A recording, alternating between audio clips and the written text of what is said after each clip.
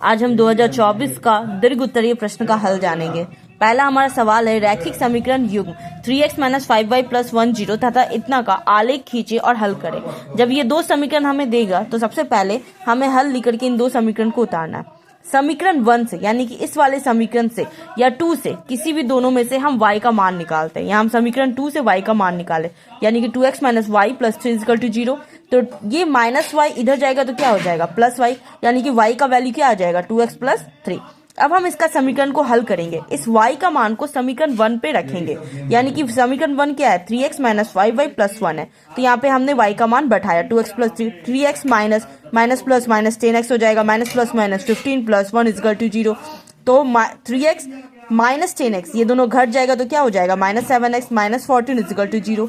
-7x ये -14 हो जाएगा तो +14, x का मान क्या आ गया -2 आ गया।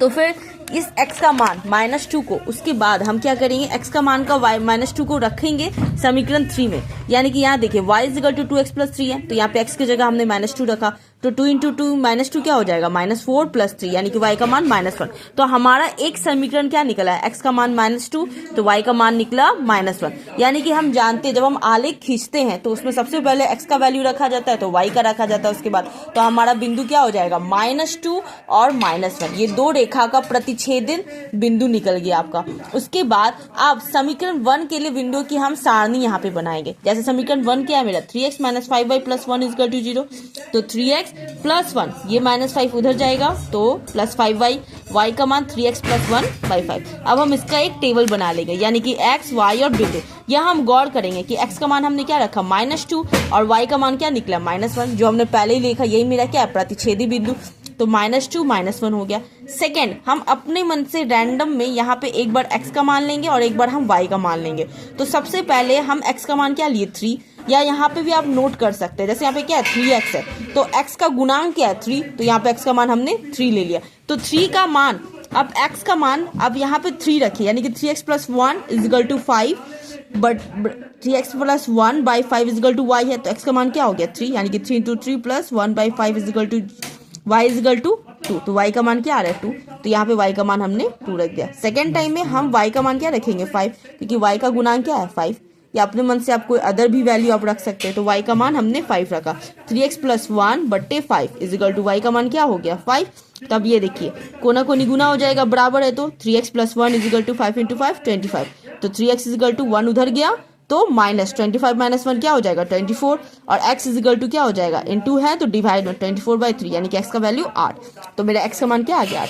तो यहाँ पे हम सबसे पहले जो बिंदु लिखते हैं पहले x लिखते हैं फिर y लिखते हैं। x का बिंदु 3 है, y का 2 है तो 3 2 1 हो गया, फिर 8 5। इसी तरीके से समीकरण 2 का भी हम ऐसे ही सारणी बनाएंगे। यहाँ पे देखिए समीकरण 2 क्या है y = 2x + 3 है, तो यानी कि अगर हम देखिए -2 -1 ये तो मेरा प्रतिच्छेदी बिंदु है, इसको हम वापस से लिख लेंगे। फिर अब यहाँ पे रैंडमली उठाइए, यानी कि यहाँ पे मैंने y का मान क्या ले दिया अपने 1 ले लिया है, क्योंकि y का गुणांक क्या है 1, एक बार हम 1 ले सकते हैं या कुछ अलग भी वैल्यू आप ले सकते हैं। तो y का मान यहाँ पे 1 रखिए, तो y = 1, 2x + 3 तो 1 ये +3 रहेगा तो -3 = 2x, तो -2 = 2x, तो x = -1, तो मेरा x का मान क्या आ गया -1। अब हम यहाँ पे x का मान क्या रख रहे 0, क्योंकि y का मान है, y का मान कब आएगा जब x मेरा 0 हो जाएगा, तो हम x का मान क्या कर दिए 0 रख दिए।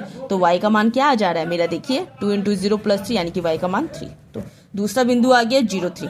यहाँ मेरा ये दोनों बिंदु दोनों समीकरण से निकल गया। उसके बाद हम यहाँ पे लिख देंगे कि आलेख खींचने के लिए हमारे बिंदुओं क्या है, रेखा 3x - 5y + 1 = 0, इसका 3 2 है 8 5 निकल गया, और प्रतिच्छेदी बिंदु क्या हो जाएगा -2 -1।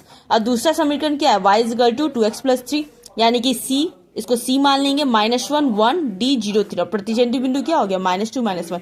ये जो आलेख हमें खींचना है ये ग्राफ कॉपी में खींचना है, फिलहाल मैंने इसी में खींचा है, मैं नेक्स्ट वीडियो में इसको ग्राफ में बना के डाल देंगे। ग्राफ में आप इस तरीके से बना लीजिएगा x y, ऊपर में x y x' y', ठीक है। ये देखिए ये बिंदु क्या है मेरा, ये बिंदु मेरा B है, और यहाँ पे मेरा C D है, सॉरी ये बिंदु मेरा क्या है C और D, और ये है मेरा A और B। इन दोनों बिंदु को हमने मिलाया और I बिंदु पे ये दोनों रेखा क्या गई प्रतिच्छेदी की। इस तरीके से हमें ग्राफ कॉपी में अच्छे से बनाना है। यहाँ पे रेखा का नाम भी लिख देंगे, इसका समीकरण भी लिख देना है, पूरे अच्छे से नोट डाउन करके अच्छे से बनाना है। हमारा सेकंड क्वेश्चन है कि एक आयतकार मैदान का क्षेत्रफल है 260 वर्ग मीटर का, यानी कि एक आयत करके एक फील्ड दे दिया गया है, इसकी क्षेत्रफल क्या है 260 मीटर है।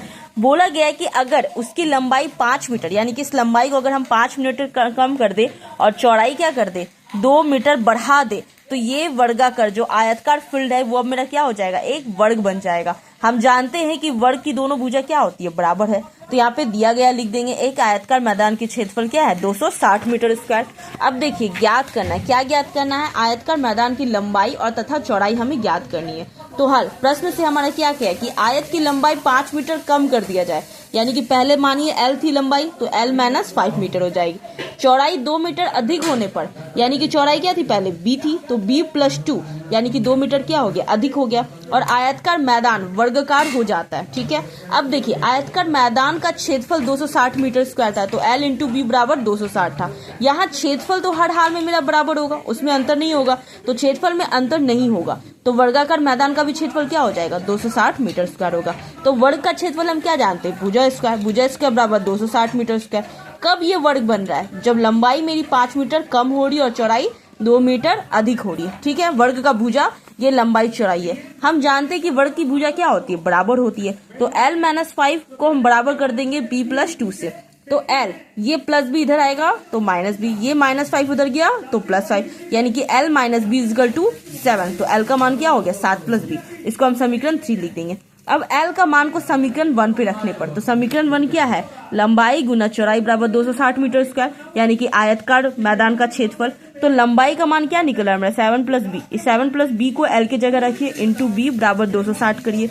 अब देखिए 7 इंटू B क्या हो जाएगा 7B plus B into B क्या हो जाएगा B स्क्वायर बराबर 260। अब हम जानते हैं कि हमारा ये द्विघात समीकरण का रूप ले रहा है, जिसका फॉर्मूला क्या होता है, सबसे पहले x स्क्वायर लिखते हैं, फिर लिखते हैं bx, फिर लिखते हैं c यानी कि अचर पद। तो B स्क्वायर को पहले कर दिए, 7B को बाद कर दिए, ये प्लस 2 में था 260, ये इधर आएगा तो माइनस में हो जाएगा बराबर 0। ये मेरा द्विघात समीकरण का रूप ले लिया। अब हमको द्विघात समीकरण ले लिया, तो अब द्विघात समीकरण से हमें B का मान चाहिए। तो B का मान हम कैसे करेंगे, मिडिल टर्म फैक्टराइजेशन, यानी कि मध्य बिंदु को हम विभाजित करेंगे। अब देखिए ये 260 है, यहाँ पे कुछ नहीं है तो क्या 1 है, 1 से गुना होगा तो ये क्या हो जाएगा 260। इस 260 का आप लघुत्तम निकाल देंगे, यानी कि अब देखिए अब इसमें प्लस माइनस करके हमें क्या चाहिए, बीच का पद क्या है 7 चाहिए, तो हमें 7 चाहिए। अब देखो यहाँ पे 2 गुना 2 4, 4 गुना 5 कितना हो गया 20, अब 20 में 13 गया तो क्या आ रहा है मेरा 7 आ रहा है। अब 20 गुना 13 करो माइनस 13 करो तो क्या हो रहा है माइनस 260। ये दोनों कंडीशन मेरा समान होना चाहिए, तो ये भी कंडीशन सही है ये भी सही है, तो हम यहाँ पे अंदर में क्या डालेंगे 20 माइनस 13। अब देखो 20 स्क्वायर प्लस B है तो B गुना हो जाएगा 20 से, तो 20B माइनस क्या हो जाएगा plus minus minus 13B minus 260, तो B स्क्वायर प्लस 20B, इन दोनों में हम कॉमन लेंगे तो B को बाहर किए, यहाँ पे क्या बच गया 1B प्लस 20 बच गया, फिर माइनस यहाँ पे 13 को हम बाहर करेंगे तो यहाँ पे B बच गया, तो ये माइनस है तो इस माइनस को बाहर किए तो माइनस प्लस क्या होता है माइनस, तो अंदर में प्लस बच जाएगा। तो 260 को आप 13 से भाग दीजिए तो क्या हो जाएगा B। तो अब देखो बीच का टर्म B प्लस 20 दोनों सेम आ गया, तो B प्लस 20 को एक जगह लिख देना है। अब यहाँ पे क्या बचा B माइनस 13, तो B माइनस 13 बराबर 0। अब हम इसमें से B का मान निकालेंगे, तो एक बार में B प्लस 0 बराबर B प्लस 20 बराबर 0 हो गया, तो B का मान माइनस 20। अब यहाँ पे देखो B माइनस 13 बराबर 0, तो B का मान क्या हो गया 13। अब हम जानते हैं कि कभी भी चौड़ाई मेरा ऋणात्मक होगी नहीं ना होगी, तो B का मान क्या ले लेंगे हम 13 ले लेंगे, माइनस 20 को नहीं लेंगे। अब इस B का मान को हम समीकरण 3 में रखेंगे, यानी कि समीकरण 3 क्या कहता है L माइनस B बराबर 7, तो B का मान क्या आ गया, तो ये माइनस B उधर गया तो प्लस B, तो B का मान क्या आ गया 13। तो लंबाई कितनी हो गई 20 मीटर। तो अब देखो आयतकार मैदान की लंबाई मेरी कितनी आ गई 20 मीटर तथा चौड़ाई 13 मीटर। आंसर। Thank you.